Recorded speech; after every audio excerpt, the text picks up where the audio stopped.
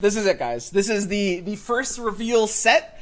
Targon's out. We're reliving it here. Okay, so we've got a few cards to start with you. The audio is bugged on the post here, but we have a new keyword, Spellshield. I'll explain that later because it's not going to be applied for the card until the card at the very end of the video.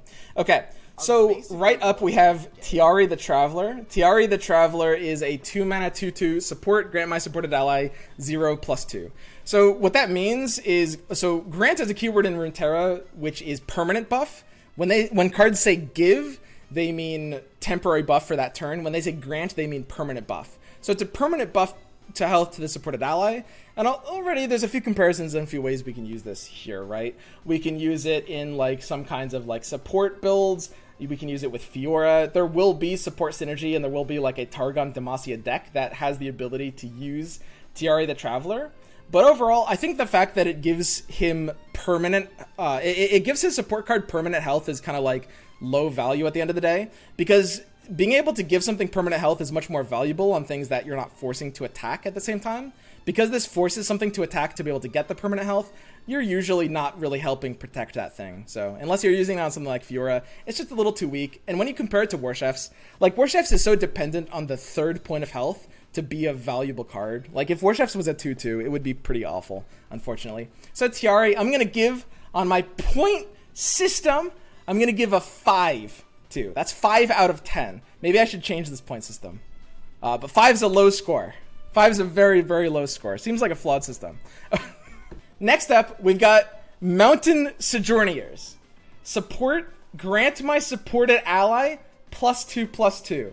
If that ally has support, also grant its supported ally +2/+2. Now, we had a basically a developer confirmation that this card is actually an old version and that it has been updated. This is not just giving that ally support, but it's a chain that goes on forever. So apparently, if the next ally also has support, it will basically keep going until it runs out of allies that have support, right? That's pretty cute. Unfortunately, it's really hard to like imagine a board state where that would actually make a difference. So at 5 mana, it's going to be a little bit slow, and it's going to give stats like at the point of the game where it's not going to be great. The big thing about this card is that what it does tease is that there will be some kind of like support synergy archetype, which means that if support cards get a little bit more support, they could actually be pretty decent as an archetype. It's very possible. I will say, I'm seeing a lot of red flags with an archetype like this here, because they're, dependent on owning the board. They are dependent on making sure that, you have like the right cards at the right time. Like they're going to be fairly weak to removal. I would say the best deck for this is likely going to be one of a couple of different things. Demacia would probably make the most sense for like a support mid-range. You could run Mountain Sojourners, you could run Tiari the Traveler, and you could, run stuff like Fiora Shen, right? Or potentially Taric or whatever Targon champion might help support that strategy. Shen's Ionia, so it would be a different deck. Like Fiora Taric or something like that. Looks like a deck that they're trying to push. You could run it in the Ionia direction with Shen, or you could run it in the Noxus direction with stuff like Kato, which actually is probably going to be better than it seems.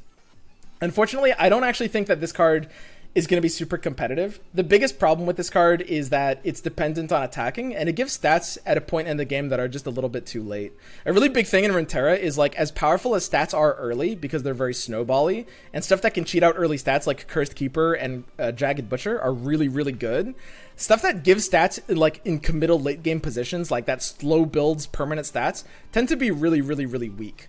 Examples of this are stuff like Dawn Speakers or even Slotbot, that sort of like seem so much better than they are until you realize that the idea of just like stats in the late game are kind of meaningless in Runeterra. Like once you get past turn 6 or 7 or so, depending on the matchup, they kind of stop doing anything, right? Like stats are never really going to be a finisher unless you attach them to Elusive or Overwhelm.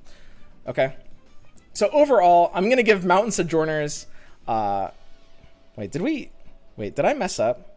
Oh wait, Tiari the Traveler I didn't give a 5 to. Oh wait, shit. Mountain Sojourners is gonna be a 5. This is gonna be the 5. I got them confused in my head. So Mountain Sojourners is the 5. I misspoke. It wasn't Tiari the Traveler, that was the 5. Mountain Sojourners is the 5 here. which means that it's a card that I think is pretty low potential. It looks so good, but it's the kind of card that's like really, really baity. Now, some people are saying that there's a lot of these cards that could be good if they have a little bit more support. And I think that's definitely true, but it's just like, again, in these evaluations, I've started doing like a process of just like certain things that are like really big red flags. And overall, this idea of just like late game snowball stat buff that's dependent on ownership of the board has a really, really, really hard time of being competitive, even if the numbers on this were a little bit better. So this one's the 5. Now, Tiari the Traveler is going to get a score of 6. It's a bit better than Mountain Sojourners overall. Whereas Mountain Sojourners is a more late game card, it's greedy and it does have the chance of winning games.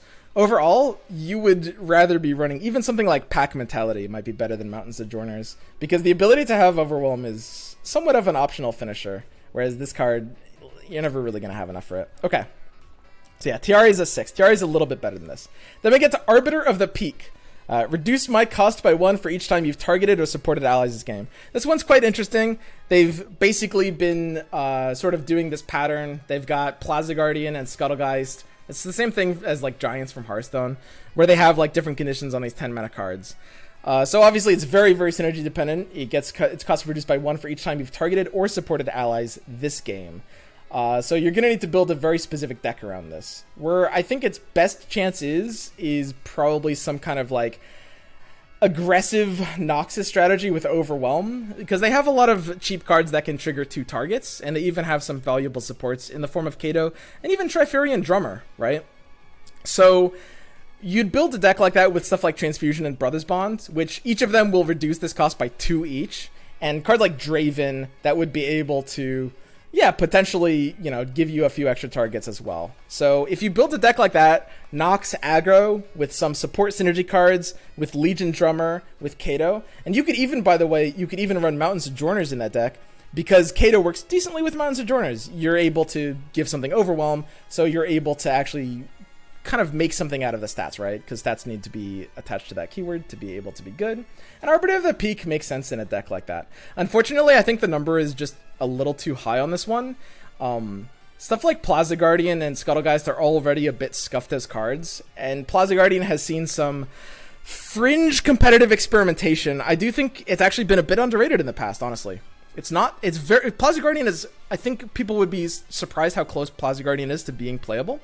But that's because it's very easy to kind of like fit naturally into a deck that can like rapidly discount it. Whereas Arbiter of the Peak feels really limited.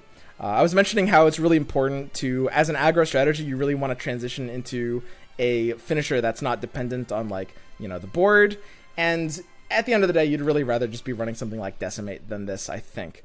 So this could be a card that has a lot more potential, simply because there is a lot more room for new cards to be printed that would make this card a lot better compared to the other two, right? Currently, I'm going to rank this as a 5.